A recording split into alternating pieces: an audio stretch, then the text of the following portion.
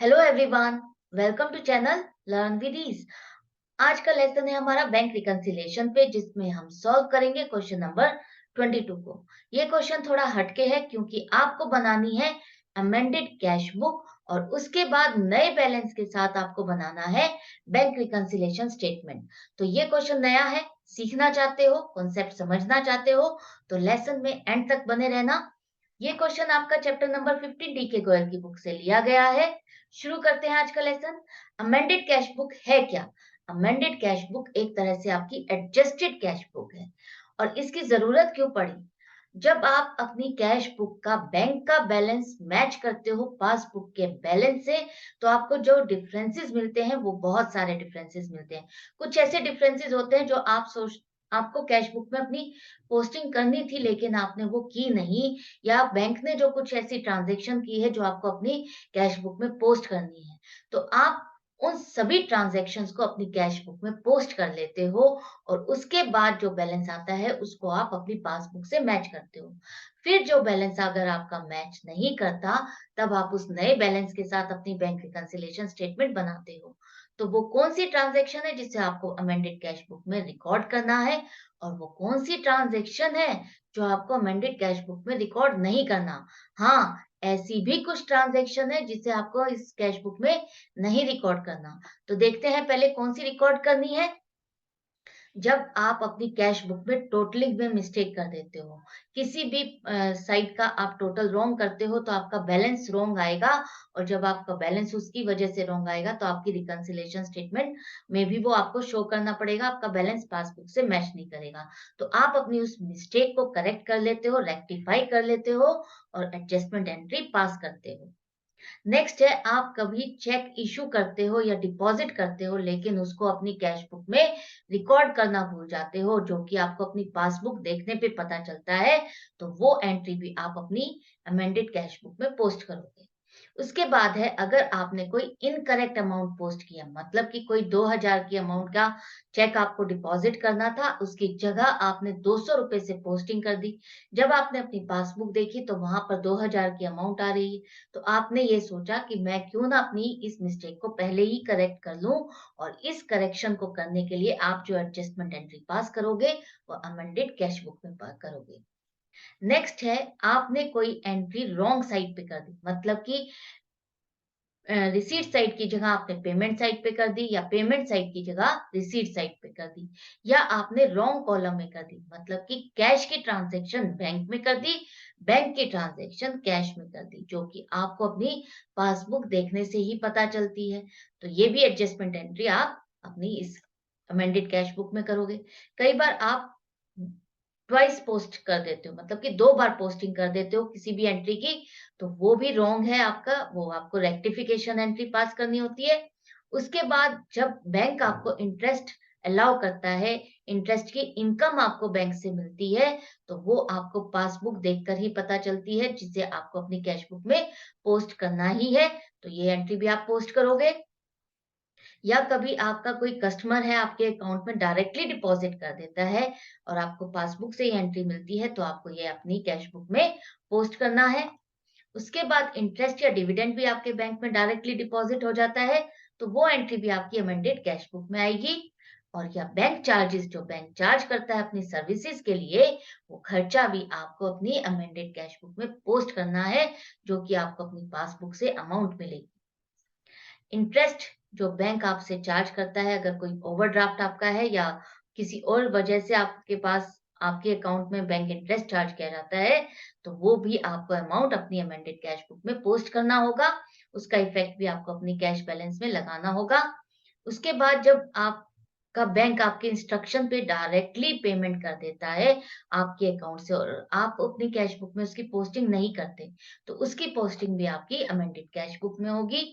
या कोई check dishonour हो जाता है और उस डिसओनर की इंफॉर्मेशन आपके पास नहीं है, और वो इंफॉर्मेशन आपको पासबुक से मिलती है, बाद में मिलती है, तो उसकी पोस्टिंग भी आप अपनी कैश बुक में करोगे। ये थी वो ट्रांजैक्शन जिसको आपको रिकॉर्ड करना है।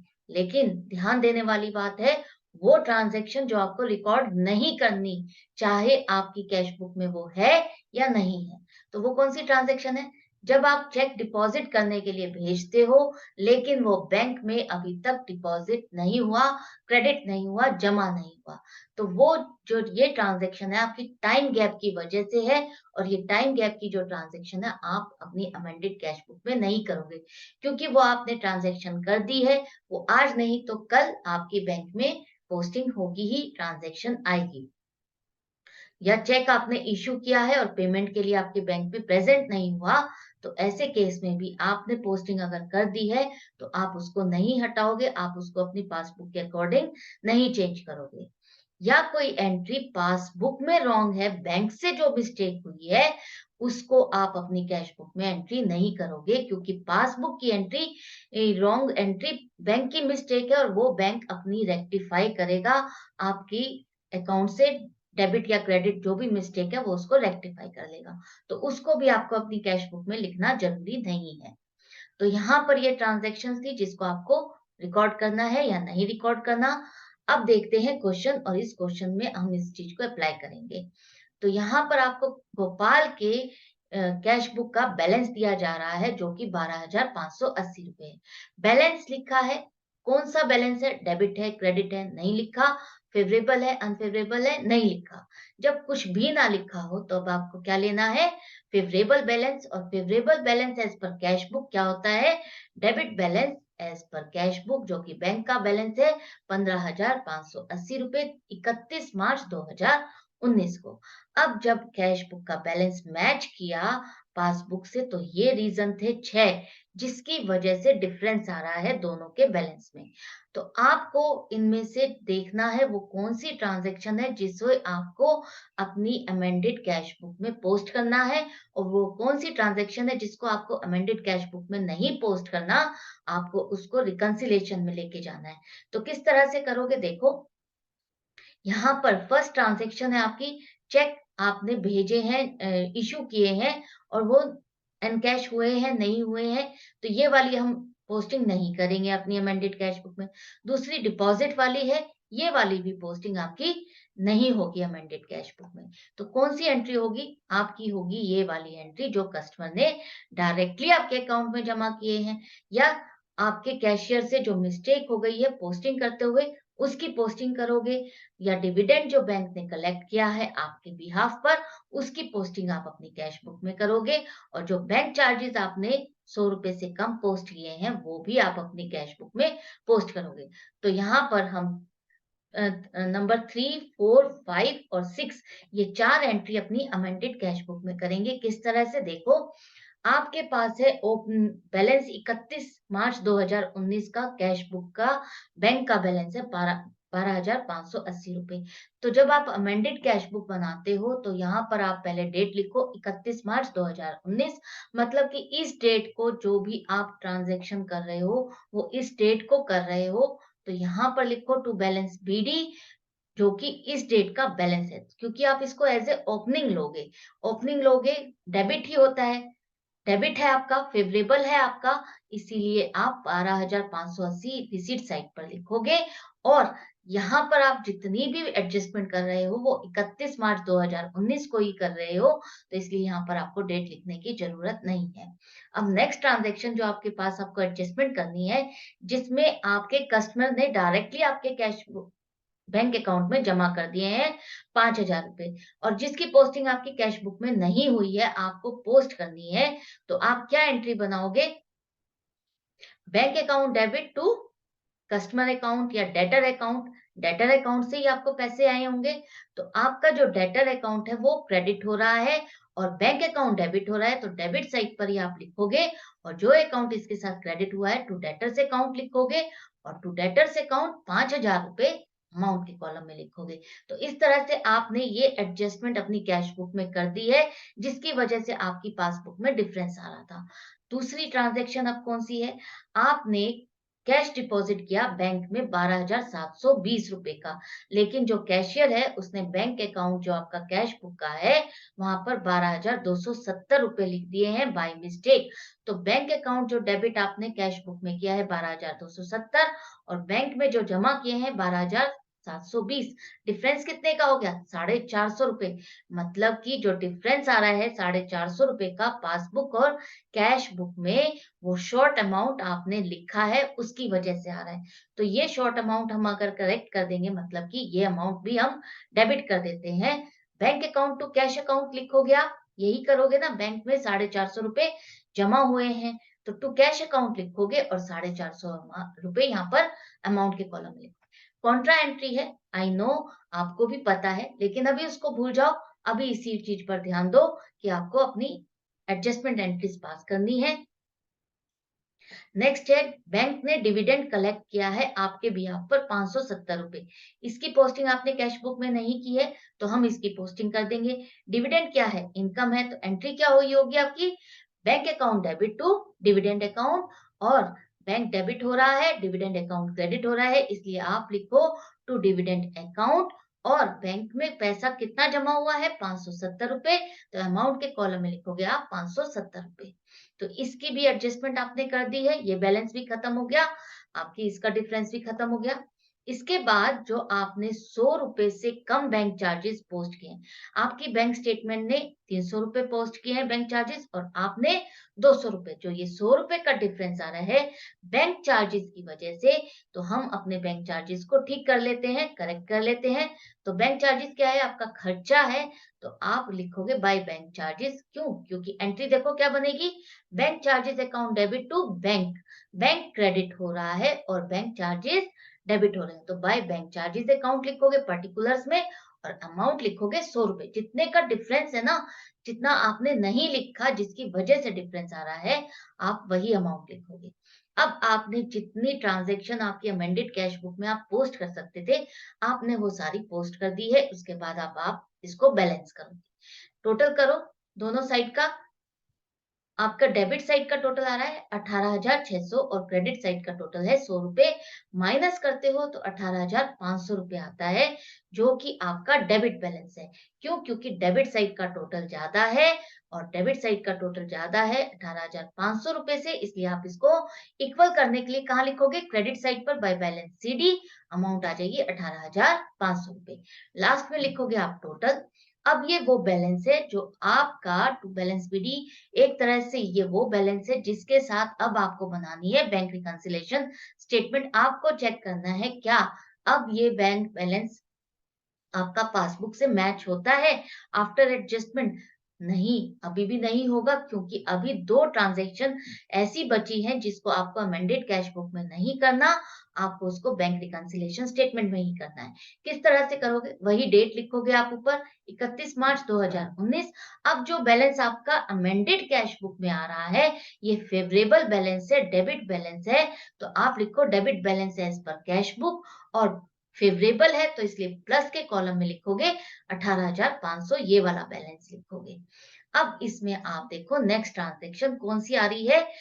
अब यहाँ पर देखो 18,000 के चेक आपने जो इश्यू किए थे 25 मार्च को, उसमें से 31 मार्च तक सिर्फ 4,800 रुपए के जो चेक है वही एनकैश हुए हैं, पेमेंट हुई है बैंक से। मतलब कि आपकी पासबुक में सिर्फ और सिर्फ 4,800 रुपए के चेक ही शो हो रहे हैं, इतने रुपए का ही बैलेंस आपका कम हुआ है। लेकिन जब आपने चेक इश्यू किए 25 मार्च को, आपने 18,000 रुपए से अपने बैंक का बैलेंस कम कर दिया। ठीक है, जब आपने चेक इश्यू किए कर दिया आपने बैलेंस, और ये जो मिस्टेक है, ये जो डिफरेंस आ रहा है, ये आपका टाइम गैप की वजह से, जो कि बाद के महीने में आपका क्लियर हो जाएगा, आपके जैसे जैसे कस्टमर प्रेजेंट करेंगे। तो आपको बैंक रिकंसिलिएशन स्टेटमेंट बनानी है। कैश बुक कह रही है 18,000 रुपए कम हुए, पासबुक कह रही है 4,800 रुपए कम हुए, क्योंकि हमें 31 मार्च तक देखने हैं, सिर्फ 4,800 रुपए ही कम हुए हैं। तो आपको किसके अकॉर्डिंग चलना है? आप पासबुक के अकॉर्डिंग। आपको जो एडजस्टमेंट करनी है इस बैलेंस में प्लस और माइनस करना है, पासबुक के अकॉर्डिंग एडजस्टमेंट्स करनी है, और वहां तक पासबुक के बैलेंस तक पहुंचना है। तो जैसा पासबुक ने किया है वैसा ही आप करोगे। पासबुक ने 4,800 रुपए कम किए हैं, कैश बुक ने 18,000 रुपए कम किए हैं। तो कैश बुक में आपने जो ज्यादा कम कर दिए हैं, कितने ज्यादा कम कर दिए हैं? 13,200 रुपए ज्यादा कम कर दिए हैं। तो आपको पासबुक से मैच करने के लिए ये अमाउंट जो एक्सेस रिड्यूस किया आपने, उसको ऐड कर दोगे। Check issued but not yet presented for payment, और 13,200 रुपए ऐड करोगे। नेक्स्ट है ऐसे ही आपने कुछ चेक हैं जो बैंक में जमा करने के लिए भेजे थे 18,000 रुपए के, जो कि 31 मार्च तक कितने चेक जमा हुए?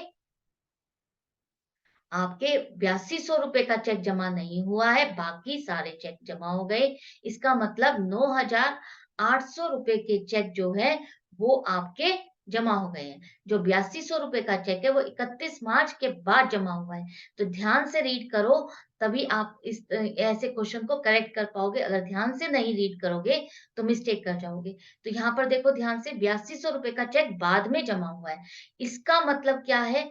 आपकी कैश बुक में जब आपने चेक भेजे जमा करने के लिए 18,000 रुपए से बैलेंस बढ़ा दिया, लेकिन बैंक ने क्या किया? बैंक ने सिर्फ और सिर्फ 9,800 रुपए का ही बैलेंस बढ़ाया है। क्यों? क्योंकि उसके पास उतना ही चेक अभी क्लियर हुआ है और 8200 रुपए का चेक 31 मार्च के बाद हुआ है। आपको देखना है 31 मार्च तक कितना पैसा जमा हुआ है, वो है 9,800 रुपए। तो आपको अपनी कैश बुक का बैलेंस भी 9,800 रुपए तक पहुँचाना होगा। 9,800 रुपए तक पहुँचाने के लिए आपको क्या करना होगा? 8200 रुपए जो एक्सेस आपने जमा दिखाए हैं उसको लेस कर दोगे, check deposited but not yet credited by bank, और 8,200 रुपए से माइनस करोगे। तो इस तरह से आपने सारी ट्रांज़ैक्शन जिनको हमें इफ़ेक्ट में लेना था, वो सारी ले ली है। अब करो टोटल दोनों साइड का। यहाँ टोटल आ रहा है आपका प्लस के कॉलम का 31,700 और माइनस के कॉलम का 8,200। अब आप इसको क्या करोगे? माइनस करोगे, बैलेंस करोगे, लेकिन बैलेंस करने के बाद लिखोगे क्या? कौन-सा बैलेंस आ रहा है? आपका ये बैलेंस आ रहा है पासबुक का। कौन-सा बैलेंस आएगा? फ़ेवरेबल या अनफ़ेवरेबल? यहाँ फ़ेवरेबल आ रहा है तो क्या फ़ेवरेबल ही आएगा? नहीं, ऐसा ज़रूरी नहीं है, लेकिन हाँ, आप अपनी इफ़ेक्ट को, ट्रांज़ैक्शन के इफ़ेक्ट को चेक करो और उससे चेक करो क्या फ़ेवरेबल आ रहा है या अनफ़ेवरेबल। अगर आपके प्लस के कॉलम का टोटल ज़्यादा होता है, तब फ़ेवरेबल बैलेंस आता है। और माइनस के कॉलम का टोटल ज़्यादा होता है, तब अनफ़ेवरेबल बैलेंस आता है। तो यहाँ पर आपके प्लस के कॉलम का टोटल ज़्यादा है, इसका मतलब आपका आएगा favourable balance as per passbook, और पासबुक का फ़ेवरेबल बैलेंस होता है आपका credit balance as per passbook, जो कि अमाउंट आएगी 23,500, इस इन दोनों का डिफरेंस। तो ये डिफरेंस है 23,500 और पासबुक का फ़ेवरेबल बैलेंस। इस तरह से ये क्वेश्चन आपका कंप्लीट हो जाएगा। आई होप ये समझ में आ गया होगा। डिफिकल्ट नहीं है, आपको सिर्फ जो कैश बुक में पोस्टिंग रहती है, उनको कैश बुक में पोस्ट कर देना है। उसके बाद जो बची हुई ट्रांज़ैक्शंस है, आपको नए बैलेंस के साथ उनके इफ़ेक्ट को लेकर के बैंक रिकंसिलिएशन स्टेटमेंट बनानी है। तो बस यहीं तक ये क्वेश्चन था। मैं मिलूँगी आपसे नए क्वेश्चन के साथ नई वीडियो में, लेकिन आप प्रैक्टिस करते रहना, सीखते रहना। नए हो तो चैनल को सब्सक्राइब कर देना। अगर आप मुझसे ऑनलाइन क्लास चाहते हो, तो मुझे व्हाट्सएप कर सकते हो 9212666015 पर। Good bye and take care.